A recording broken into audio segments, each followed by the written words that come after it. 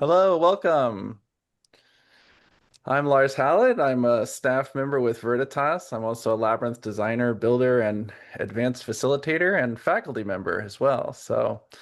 And today we're kind of turning the tables, and our special guest is Lauren Artress, the founder of Veriditas. We were thinking about who our next guest would be, and we thought, well, maybe we'll have Lauren as the guest because she's undergoing kind of a transformation of her own and really excited about this new turn on her path. And we had her as a guest speaker at Labyrinth Summer School just about a month ago in Mercy, California, or at the Mercy Center in California, where she gave a great talk. And that was so well received. I think people are excited to hear more if you were at summer school, but also many of you, I'm sure, excited just to see where Lauren is at these days on the path. Welcome, Lauren. Thank you. Great to be here. All right, and if you're new to Veriditas or haven't met Lauren or read her books, I'd just like to read her bio for you. So, the Reverend Dr. Lauren Artress is the Canon Emerita at Grace Cathedral and the founder of Veriditas. We are an educational nonprofit dedicated to introducing people to the healing meditative powers of the labyrinth. Every June and September, Lauren and Veriditas lead pilgrimages to Chartres Cathedral in France, focused on the labyrinth and the emerging spiritual paradigm. She is on the editorial board of Spiritual Directors International. And in addition to being an Episcopal priest, Lauren is a spiritual director. She does creative coaching and is a licensed marriage and family therapist in the state of California. She's also the author of numerous books, all of which I have read, devoured, and really love. She's well known for her first book, Walking a Sacred Path, Rediscovering the Labyrinth as a Spiritual Practice, which was published in 1995. And then The Sacred Path Companion, which is kind of like a how-to guide for walking the labyrinth to heal and transform. And then during the pandemic, she published The Path of the Holy Fool, How the Labyrinth Ignites Our Visionary Powers. This is the 30th anniversary of Veriditas. So it was founded in 1995, along with the publication of Walking a Sacred Path.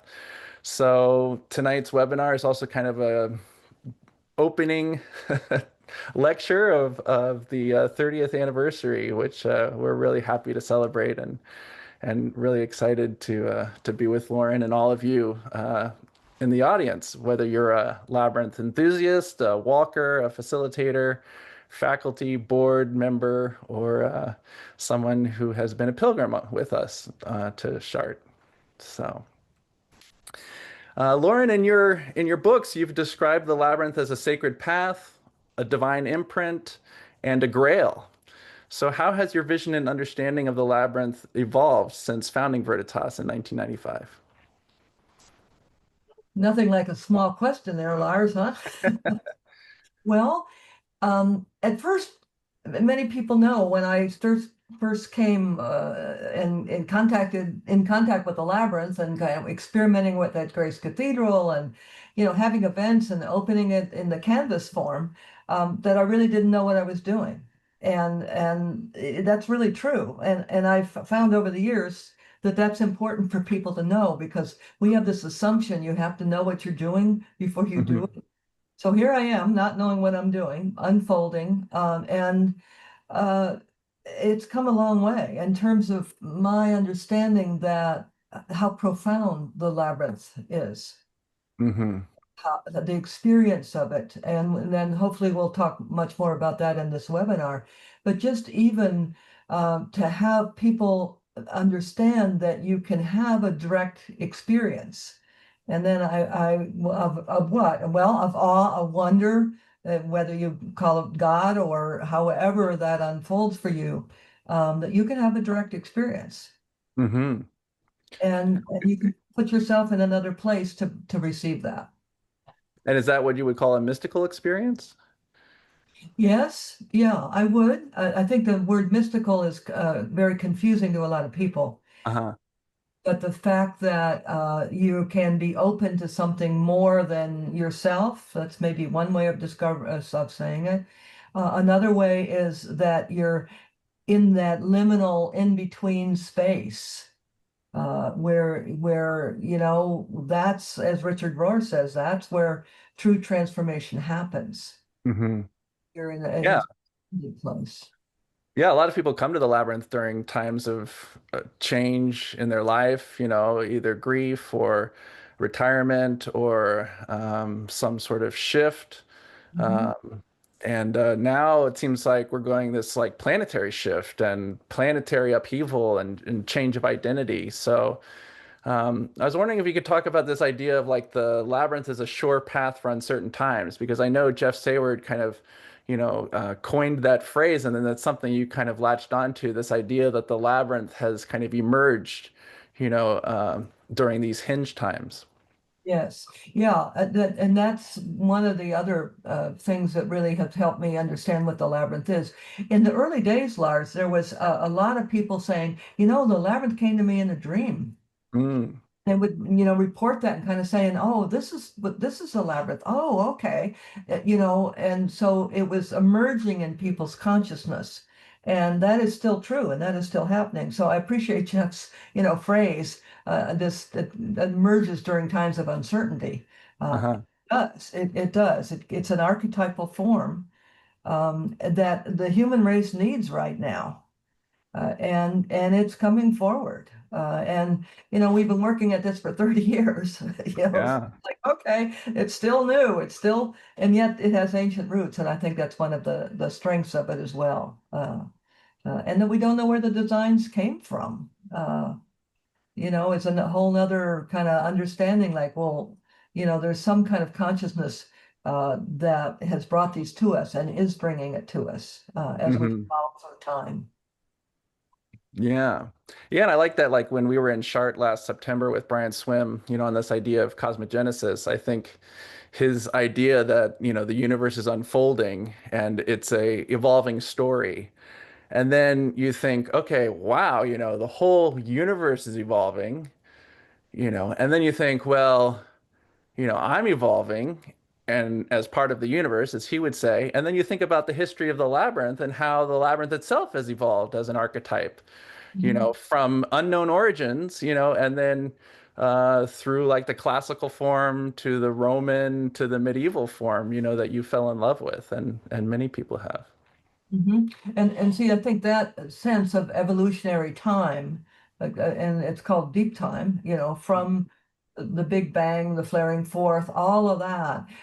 It really, for me, and again, this is where it's opening up for me in the last couple of years.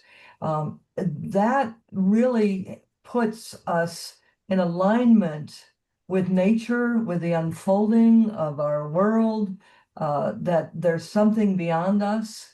I think people respond when I say, okay, we're Homo sapiens, and there's four versions of Homo, man, right? Man, but anyway, Homo. First Homo habilis, the habit, Homo erectus, then there's Homo neanderthalish, and I think those are in the right order. And now we're Homo sapiens. Uh-huh. What's next? What's next? There's something else coming beyond us. But the thing that we have to give up and let go of is the feeling that Homo sapiens are superior and we're at the top of the pile. And this is Mm. where it stops. It doesn't stop here. It doesn't. And that's an eye opener for people. Hmm. You Yeah. know, and so I really want our listeners to take a moment to let that thought in that we're not the top of the pile. I mean, and we're so destructive to the planet right now that we may be replaced by version 5 instead of 4.0. Mm. And that's really something to wrap our heads around. Why? Because things keep unfolding, and we're part of that unfolding. Yeah. Well, and you said, when you started at Grace Cathedral, you didn't know what you were doing. And now it feels like as a whole entire civilization, we don't know what we're doing. And, how do you stay comfortable with that uncertainty. You just want to know that, things are going to be okay, or that we're somehow going to, get through this. And so how do you deal with that question of uncertainty? And Sure. Well, I think that is the question that we're stuck on. Politically, spiritually, our traditional religions. The question is, okay, am I going to allow uncertainty in my life, or am I going to close down and not allow certainty in my life? And if you're not allowing it, then you're allowing someone else to tell you what to do. Then hmm you're making the Bible probably into a literal format, and it's not. It's a poem in some many ways. You see, so the contraction of I need certainty, you really circle the wagons and you're there in a defensive mode. And I hmm think that's what we're seeing. That's what we're seeing politically. And if you allow uncertainty, now when you step into a labyrinth, you're uncertain. Yet what is this thing? yeah. You know, but and also even as you know the labyrinth, you allow whatever there is there to emerge. hmm Might be a new thought. It might be something that happened during the week that you really kind of need to clean up with and get right with. But it allows that place in ourselves to be open to something new. Yeah. And instead of starting with the answer, you're starting with the question. And then you're even okay if the question actually comes to you. Maybe it's better to receive a question than an answer. Yeah, and it's okay if the question changes. hmm And it's okay if there's an insight that would ask you, require you, hope that you change your behavior. hmm You see, so you're not, in a defensive place. You're in an open, curious. That's why I chose the Milky Way today. Wonder, mm awe, Yeah. something new coming in. And the labyrinth teaches that. The labyrinth sustains that. It's a container to help people be comfortable in those uncomfortable realms. Uh, Mm. and but that is the central issue of our times. Yeah. Yeah. And then when we receive an insight or we hear a voice or we gain a uh, revelation, it's so easy to discount it or to, throw it away, So how do you open yourself to receive these things in the labyrinth, in a way that you can carry them forward without, uh, losing them or squashing them or Yeah, letting or them forgetting them, or forgetting them. yeah, yeah, it's like dreams, you kind Yeah. of, I think it's important. Well, it's interesting. It is, for me, it is different than dreams. You can wake up and, oh, well, of course I'll remember that dream. And then 5 minutes later, you're gonna go write it down and you don't remember it. Uh, hmm I think the insights that come to us in the labyrinth are a slightly different. They stick to your ribs, so to speak, mm uh, because it happens in an embodied state.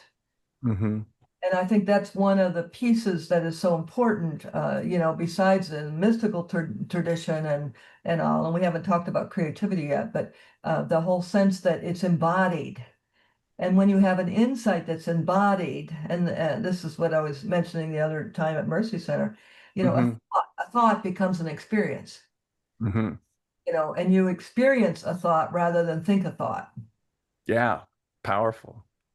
Yeah. And then it's embodied, and then it's embodied. And so when you walk out of a labyrinth and you have an insight to carry into the world, um, it's it's clearer. I think it's probably easier to do. It's more like you. I remember somebody writing a letter about coming to Grace Cathedral for Singing for Your Life, which was the event with Bobby McFerrin at the year end, 24 hours, New Year's Eve. Oh my heavens, where does everybody want to be New Year's Eve? So this woman walks in and says, "Oh, this is interesting," and sits down and kind of makes resolutions and sort of says what's not going right in her life. And then I get a letter a year later saying, "I can't believe it, but everything I mentioned in it and wrote down in the cathedral sitting there a year ago, they all happened. All the Mm. all the things that I wanted to invite into my life, they all happened." Wow. And I think that's from an embodied experience. Yeah. Yeah, for sure. Yeah. And you've really gotten into Diarmuid O'Murchu recently in his books, and he says mysticism is about relationship, the deep mutual knowing between the human spirit and the spirit that infuses all things. Yes, yeah. Yes, because actually, I mean, working with Brian Swim then kind of led me back to my own library, as I mentioned. And, all these books are underlined Reclaiming Spirituality and Quantum Theology and Uh-huh. Evolutionary Faith and all of these books that, I read and but clearly wasn't ready to kind of integrate into the vision of where we're going. But um, the mystical is allows for unfolding, and you're trusting the spirit. But there's something here I want to say. Let me take a moment. If you allow that we are unfolding in an evolutionary way, and Brian Slim calls it cosmogenesis, Daramu Ormachu calls it evolutionary faith. Hmm. If you can allow that thought, then your world can open up. But what it invites in is uncertainty. No. Yeah, yeah. Oh my God, there we are back to uncertainty, right? But if Yeah. you stay in uncertainty, you begin to understand that there's a great unfolding here. And the mystics, let me break that down a little bit. It's not like, well, the old understanding, Lars, right? Kind of the, nun or monk sitting in their cell, kind of in Hmm. a dank brown robe, or black, praying away 24 hours a day. I'm obviously, making fun in a way, but Yeah. and that still goes on, and I don't mean to make fun of that. But what's so important is mystical experience now is sort of everywhere. It's not just in our monasteries or in our convents. Hmm. That's valuable to hold a candle lit for the human race right now. That is really valuable. But we are mystics. Anyone who can have an open, awesome experience. Mm. And then that often happens in nature. And then therefore you're called a nature mystic. Um, Mm. But if you understand that this is evolving, opening, just really moving forward, and that it comes from, 3.8 billion years ago, where we now can listen to, thanks to the Webb telescope and other scientific inventions, starting with the Hubble, uh, we can actually go back and hear, Brian calls it the Great Flaring Forth, or the Big Bang. And so now with our science coming in, it's a whole new understanding of our reality, of our world. Hmm. And Yeah. and Dhiramu Ormachu then applies this to the faith journey. Um, Right, because he says we need a human story of spiritual evolution that goes alongside the cosmic story, and to step through this liminal space, right? We're in a kind of a liminal time, a threshold of humanity. Yeah, it's definitely a threshold time for humanity. And Phyllis Tickle talks about that as hinge times. The Hmm. late Phyllis Tickle in her wonderful book, The Great Emergence, because we don't have a name for this time, really. Great Emergence, Joanna Macy's wonderful phrase, The Great Turning. Yeah. Unfortunately, the late Joanna Macy. Uh, Hmm. Great Turning. Philip Newell's writing about the Great Search. Uh, you see, so this unfolding is very disruptive to the traditional religions, Hmm. organized religion. And it's interesting because Armature's work doesn't contradict it, but it just takes the whole Christian tradition and broadens it Hmm. and steps back to allow that everything is unfolding, and including the great teachers that have come into the world. Yeah. Yeah. Do you want to look at that chart we have? Well, that might be helpful. See, so here's our four on the left: Homo habilis erectus, Neanderthalis, I can't pronounce that very well, Homo sapiens. And here's this time span that we have 290,000 years of prehistory. And then it comes in Lao Tzu, Confucius, Buddha, Jesus, Muhammad, and he has Hildegard of Bingen here. We need to add more wisdom women here. St. Francis, then Mahatma Gandhi, Teilhard de Chardin, Dalai Lama. And the Yeah. Dalai Lama, don't forget, is a tradition. It's a tradition of wisdom. Right, not just a person. Yeah. But isn't this interesting that then all of these people appear within a couple thousand years? And Yeah. which is, folks, we're talking about evolutionary time, so it's a blink of an eye.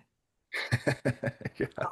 But that the human race is ready to receive more teaching about wisdom and about life and about our planet, and that's the difficult turn that took that the Christian tradition basically turned away from nature and opposed, God's up here and nature's down there, and nature isn't really as good as God. And so it got polarized.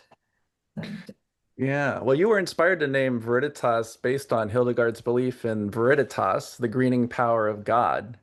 So do you yeah. think there's a cosmological link between Hildegard and this kind of present fragile state our world is in? Well, she actually predicted some of this. That if we see the reason Hildegard is so popular and quite well known, she was a Rhineland mystic, for those who may not know this. Her dates are 1098 to 1173, I believe that is. She lived well into her 80s. Wow. And she had a cosmological understanding of the unfolding of God, and she understood that. So she always uses nature images, Hmm.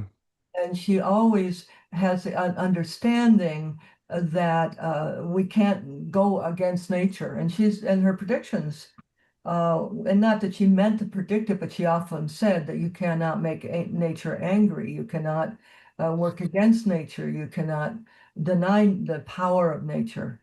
And so what she's saying back, 800 years ago or so, is now coming true. I Yeah. like her, she's very cosmic thinking. So her definition of sin, not missing the mark, which is popular as well, but sin is drying up. Mm. That really makes sense as we age. You look around, are you drying up? You Yeah. know, and if so, okay, where's the living water, so to speak? Right. And sin might be the opposite of sacred in some ways. So it's like, if is nothing sacred, have we lost a sense of the sacred in everything? And I always think that's why the labyrinth is also so attractive, is that it creates sacred space, it creates sacred time, it brings back a sense of the sacred, especially for people who aren't going to church or, Mhm. don't have that ritual or that space. It provides one for them that they can have any practice they want or bring any background or any faith or any question or any practice. You can dance the labyrinth, you can walk it, you can, you know, Yeah, walk that's it right. alone or you can in a group, indoors or outdoors, classical or medieval. So, Yeah, you can use music, you can do ritual, but see, I think where people are stuck to make a step to more of a broader understanding of unfolding spirituality, unfolding universe, cosmogenesis, where people are stuck is they don't realize that they're in a patriarchal box. mm-hmm. That's one of the boxes. There's a couple of them, but that the patriarchal religions, our organized religions, have their roots in patriarch, and Mm-hmm. that is why it is so hard to speak about God the Mother. Mm-hmm. God the Father, and that's upsetting if you say God, Mother, Father, God in a traditional church. Not all of them, of course, not all. And open-hearted, open-minded Christianity is really what's so important now because it's open to uncertainty. It's able to hold and sustain the tension of opposites. Uh, and and where Christian nationalism is going right now is, prioritizing love, who you love. Okay, families first, person on the streets at the end of the ropes, they don't count. And we're rationalizing all that in the name of certainty. Hmm. Yeah. Yeah, it is interesting. How hard do we hold our identity versus how fluid can we be? That's huge. That's a total like war going on. Like, can we have our own identity or do we have to like express our identity based on what, patriarchy wants these boxes and labels to be? Yeah. So, Oh, you hear, there's just floating the idea out there that, eventually women won't be able to vote. mm, You hear that occasionally, right? Just recently. And that's a manipulation in order to just let people get used to the idea. I mean, but that's patriarchy at the height of its domination and control. And so another box is Newtonian science, hmm that we have this understanding that science helps us discover in all these experiments with our observers who are sitting in the room making sure it's going well. Because a quantum understanding is that they're interfering, they're adding to the experiment. They're not observing and objective. There's no such thing as of objective. And yeah. so that's another huge thing at this time. I mean, when Phyllis Tickle was talking about hinge times, the schism between the church in 1024, the Eastern and Western churches. Well, that's just one thing. But we have so many things that are changing. Our whole society, because of the internet and our banking and our legal system and our educational system, all of that on top of the slow demise of patriarchy, the hmm changing of science, the model that we've been using now is changing into this kind of mystery of quantum physics, which started sounding like some kind of new age freaky thing until all of a sudden we're starting to embrace it. Um, it's a fascinating time. And the labyrinth is there for our stability, for us to hang in there, to able to sustain, certainty, uncertainty, hope, fear, all of that. hmm Yeah. There's a third thing. Oh, what's that? Well, with the unfolding and the understanding, the kind of moving back and embracing a much broader view of spirituality. I mean, the religious traditions are here, the spirituality is here, that then each action that we take as we understand quantum physics is needs or invites us to be creative. Uh-huh. That everything we do is either creative or destructive, I guess, life-giving or not. But that our actions matter, our thoughts matter, and that we're here unfolding to help the universe, unfold, become more than it is. And the movement is always toward life. Yeah. Yeah, I struggle with that a lot because I think, sometimes I feel like everything I does makes a difference and that I have like, every decision has an effect. But then there's other times where you feel like nothing makes a difference, like, that like either like I'm such a small player in the game or that like the universe is so large or that time is so long, then you feel like you don't have a, you know, like what is it Carl Sagan says, you're just mites on a plum, that like, in the grand scheme of things, we're just like these small little beings on this little world and the past this part of this giant universe. And is that like reassuring or is that like, oh no, like, meaningless? It's hard. Yeah, that and then here you are balancing that. What I do. I have just a little grain of sand on this huge beam. Right, right. So like, do I have unlimited power? Do I have like, am I powerless? Uh, but I think maybe if we took away the word power and Hmm use something like impact, or I have an impact in my own life, I have impact in my personal life, I have impact on, what I think, what I say, uh, that might be a better word. hmm And maybe we can think of others too, but that to have agency over our actions and over ourselves, hmm And again, I find the labyrinth enormously helpful to clear all the clutter away and get to the heart of things. Yeah. Um, I do find it very reassuring in that regard. Like I feel like when I walk the labyrinth, I feel like I'm on my own journey, but I'm on a shared pathway, and we're all in different places on the path. And some people are further ahead, and some people are just entering the labyrinth, and some people are lost, and some people are, going out of the labyrinth. But, it's like, okay, I'm on my own journey, but we're all on this journey, in some place, different places with different perspectives. And I do find that reassuring, especially as a cumulative experience, because I haven't had a lot of like, revelations on the labyrinth or like mystical experiences, but I do really find the cumulative experience of walking the labyrinth to be very grounding and centering and like reassuring. And especially that the labyrinth has also survived, this long that people have been walking the labyrinth through all sorts of famines and wars and plagues and then also through wonderful times as well, through so so through difficulty as well as, and because it's great, it's a great place to celebrate as well, yeah. celebrate connection. Also, you're all on the same level. Uh, Mm, to bring more of the feminine in. It's not hierarchical. It's not, and there's nobody who's, calling the shots. It's everyone's on the same level. Everyone's in a different place. hmm. Everyone's through the same space. From here we are in this pilgrimage from birth to death.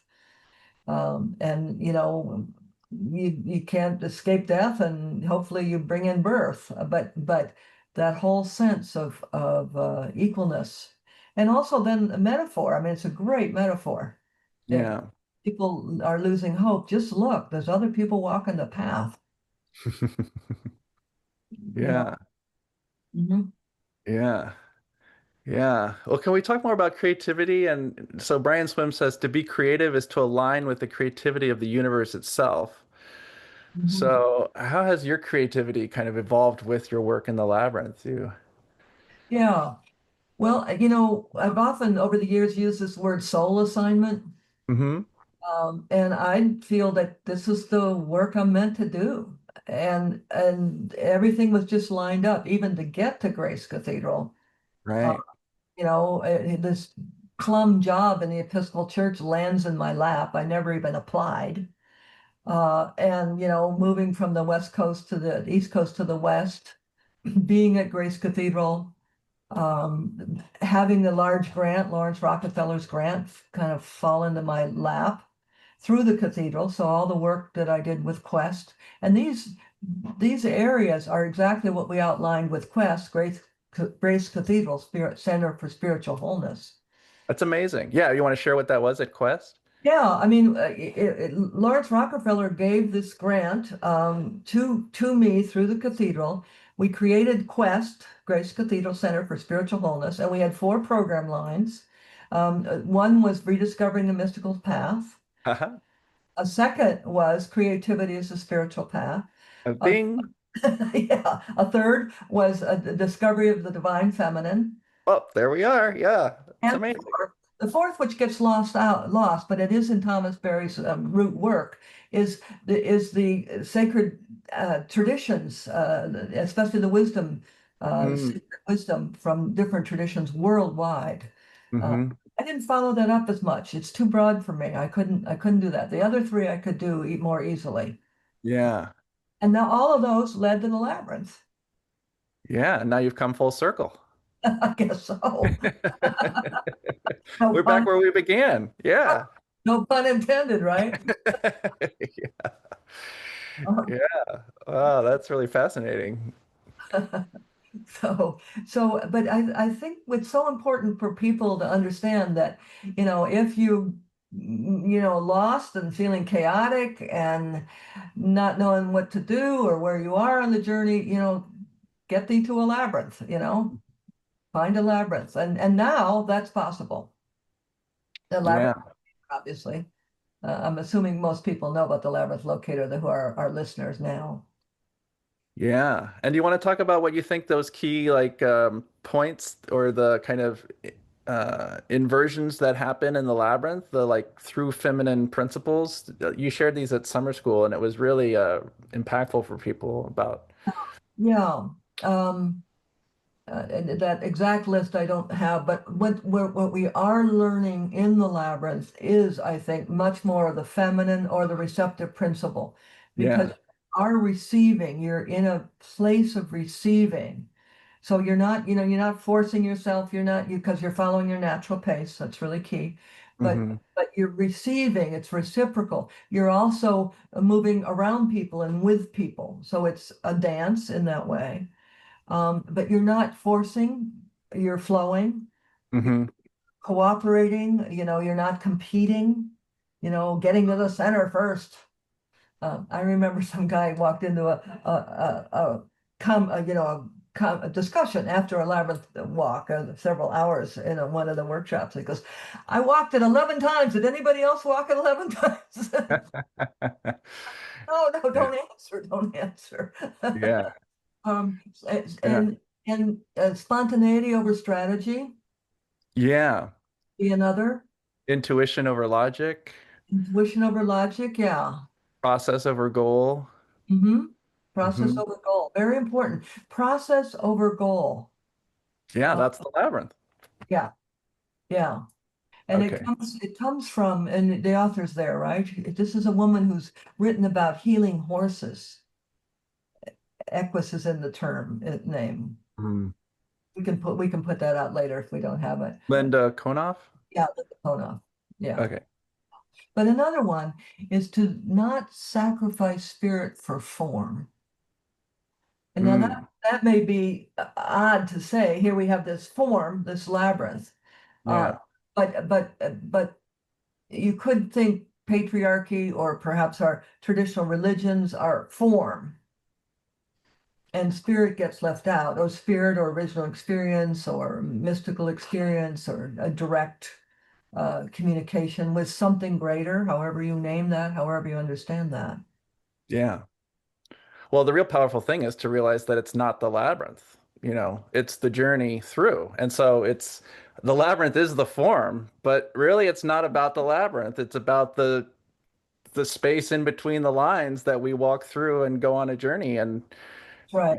you can actually take away the labyrinth and you can still, like I had this story where I took all the rocks of the labyrinth and I threw them into the ocean, and people were like, "You destroyed the labyrinth," but the weeds had grown between the rocks and the labyrinth was still there.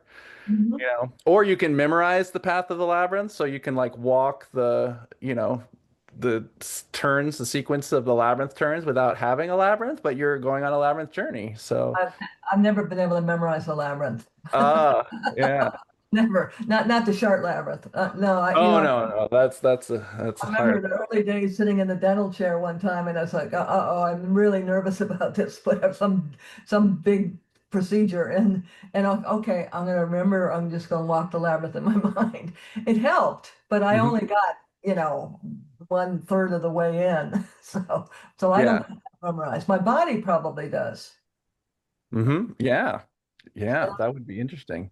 And I Yeah. remember one time in Chartres, something happened, and the labyrinth was not available at that time that we thought it would be. So someone had brought postcards of their own natural work with wonderful labyrinth designs, mostly Chartres, and Oh, just handed the postcards out, and people just used the room and walked the postcard, wow. and that worked very well. Wow, interesting. The group Yeah. walk. It is a pattern, and you're right. The spirit is the person in it. The spirit is Mhm. is what becomes and what happens in the labyrinth. Yeah, we are the labyrinth. But back to one of your questions, how to help people see it. It's subtle. I mean, I think experiences in the labyrinth are often very subtle, Hmm.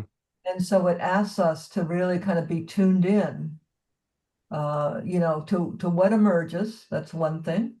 But Yeah. also to metaphor, which see it releases the imagination. Yeah. And that's what the Holy Fool was a lot about, the divine imagination. Yeah. Yeah, when you look at what's being written about these times, whether it's postmodern, whatever it's called eventually, they're always saying imagination is what's the most important. And imagination, intuition, that those are the important qualities that are going to help the human race through this very narrow time. Mm-hmm. But then it doesn't go anywhere. Okay, so all right. So and I think the labyrinth, because you're an embodied form, the labyrinth helps the imagination become more focused. Mm-hmm. See, so you can begin to use it as a tool. Bringing spirit into matter. Yeah, Yeah, alchemy. Is that what it is? yeah, in a way, yeah. Yeah. Yeah, it's bringing because then you're centered in your body, you can receive more images, you can receive more, if I can use this word, accurate images that help you along your way. Mm-hmm.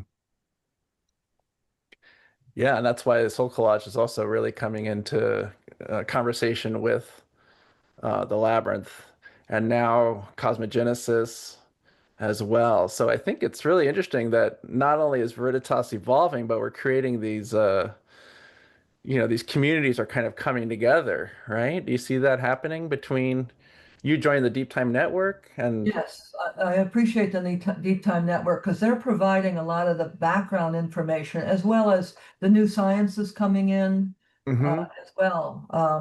So yes, there are organizations and it does seem like a coalescing in a way. hmm Yeah. I would add a third one to that, Lars, forest phasing. Yeah. hmm You know, that's there you are, labyrinths out in nature where people are now and there you can be trained. We have several faculty and folks that are trained in forest bathing. Yeah. Spend time out in nature.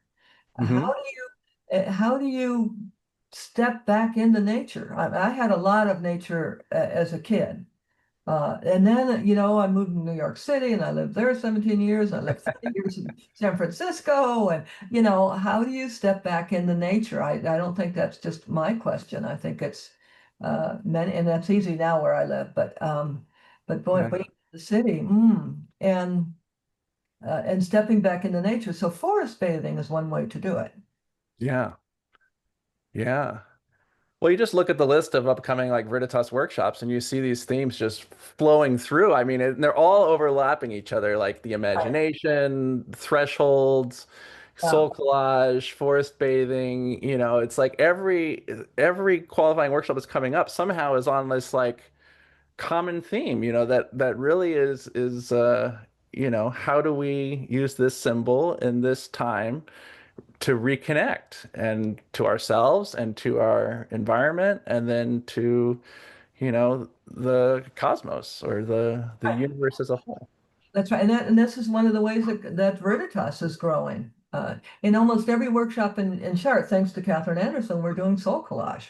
We're doing hmm soul collage during Daramu's group week, his cycle. You Yeah.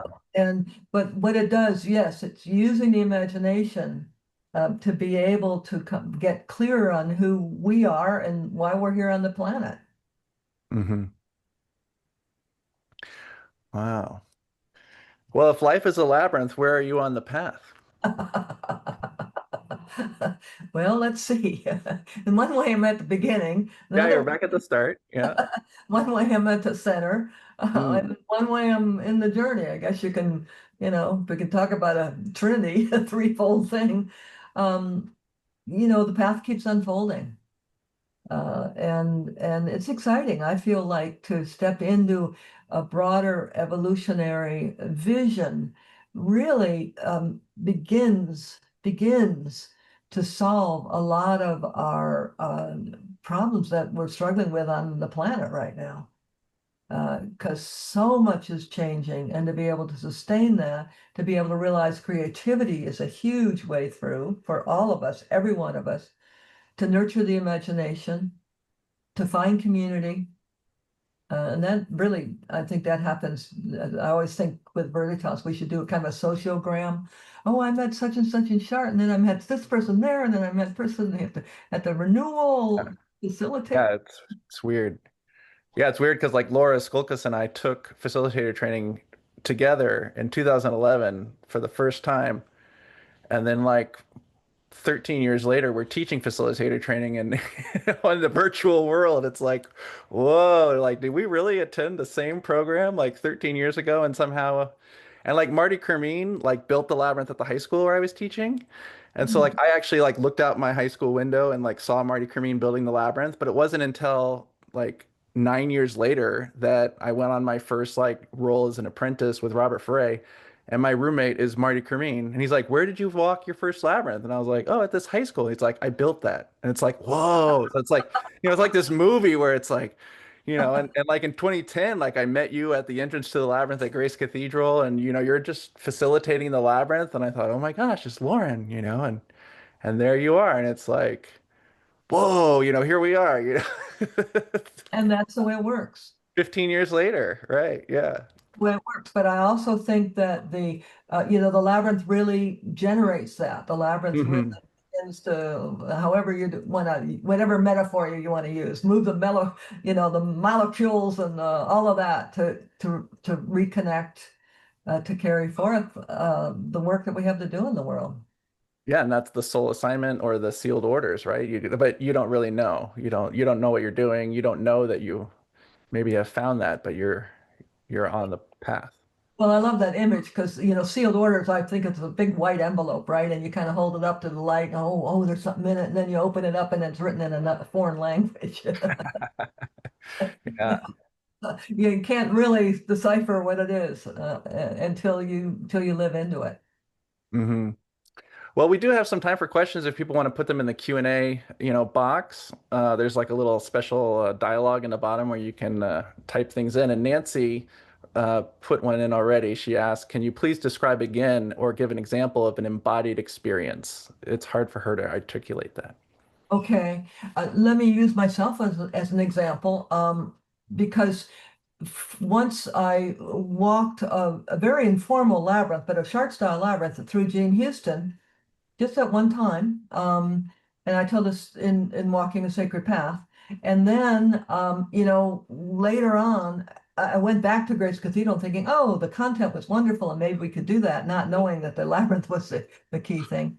So I had for months the feeling that I was being hunted down by the hound of heaven. I don't know Ooh. if any of you have had that feeling, but it's like something is following you, something's following me, and I don't know what it is. And I can remember actually turning around occasionally and nothing's there. And Mm. so I'm so frustrated at this point, that eventually I wind up in my living room walking in a circle saying, "What is it? What is it?" And I remember yelling, which I will spare you all right now. What is it? And that's when the thought dropped in, put the labyrinth in the cathedral.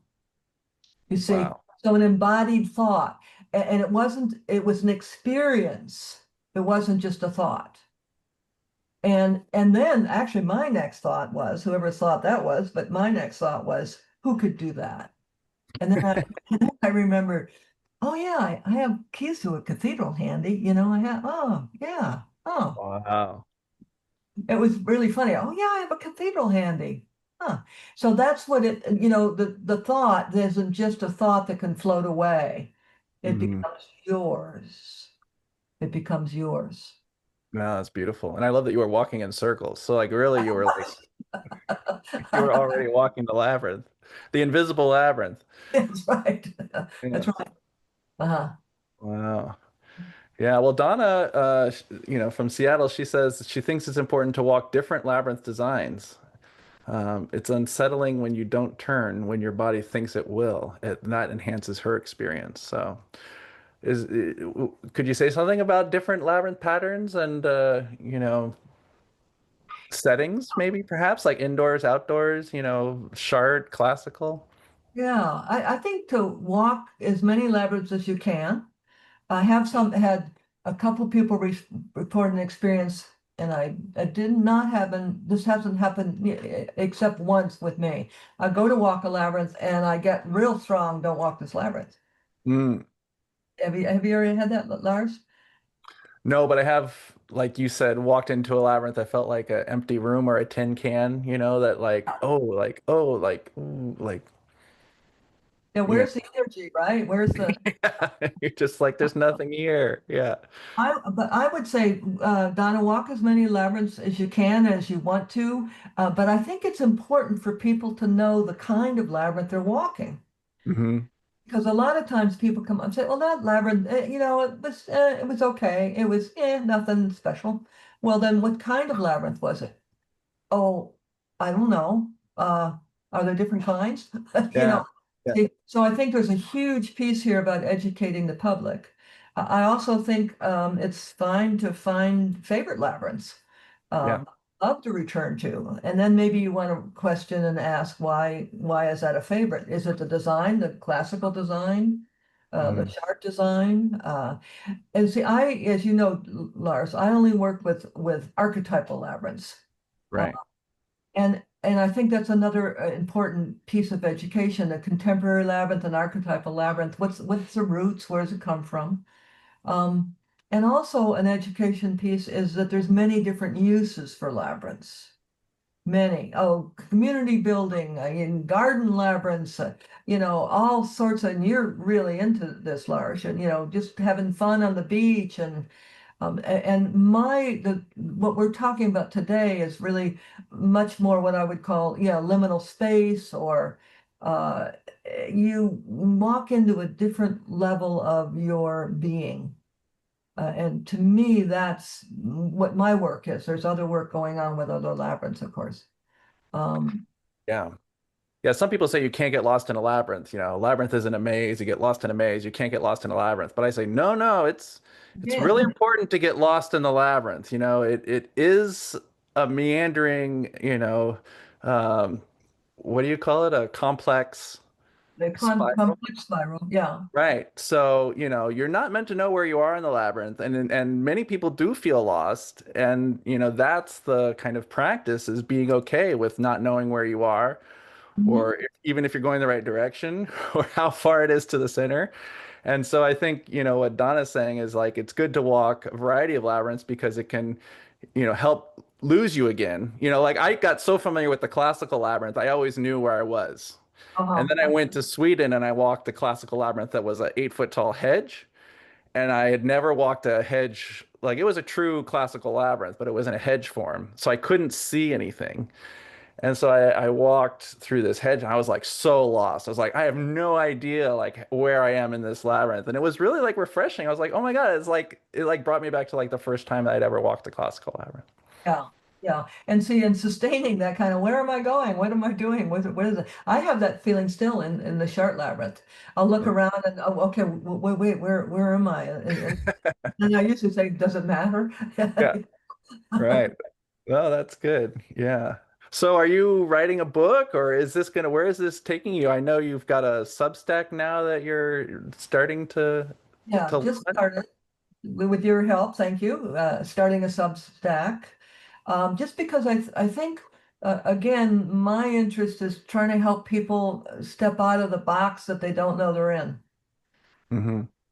And then having a much broader view of how spirit is working in their life, Hmm.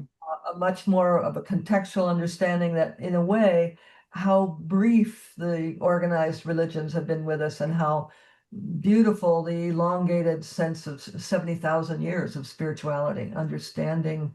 And that brings us in with indigenous cultures. It takes us to the wisdom of the earth, all of that. So my hope is to communicate that in the Substack. Um, and Chart seems to be becoming a focus with that as well.